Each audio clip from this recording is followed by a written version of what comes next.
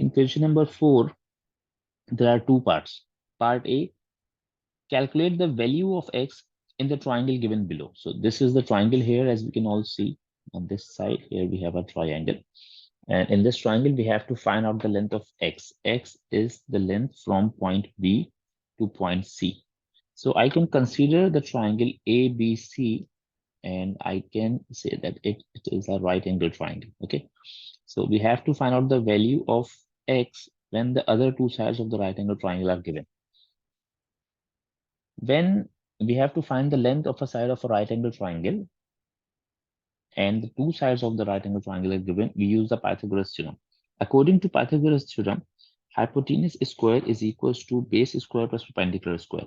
So in this case, this is hypotenuse, and let's say x is the adjacent or base, and this is the opposite or the perpendicular.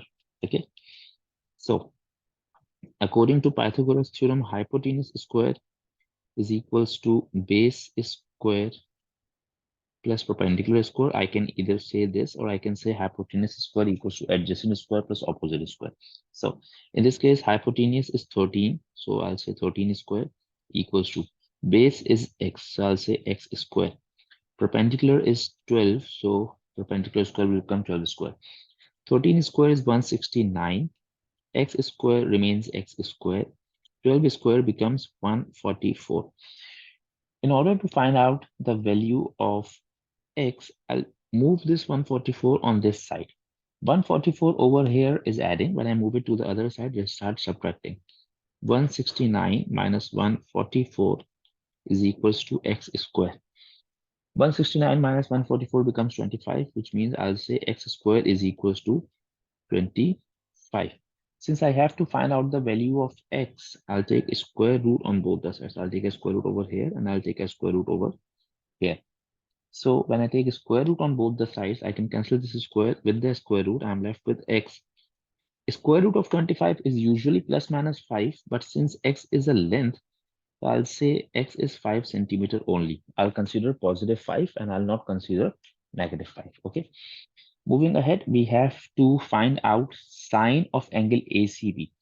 So where is ACB? This is angle ACB. Okay.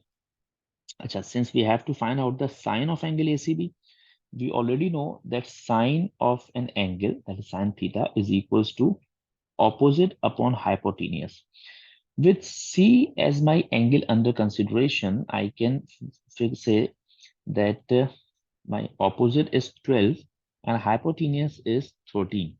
So when I have to find out sine angle ACB, I'll say opposite is 12 and hypotenuse is 13. So I can leave my answer this way. I have to find sine ACB only.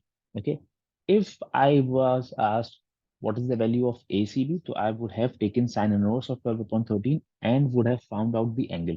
But since I don't have to find out the angle, I only have to find out sine of ACB. I'll leave my answer like this. This is one area where students need to focus, that what we have asked you. Have we asked you for the angle, or have we asked you for the trigonometric ratio of an angle? So this is one area you'll need to be careful about.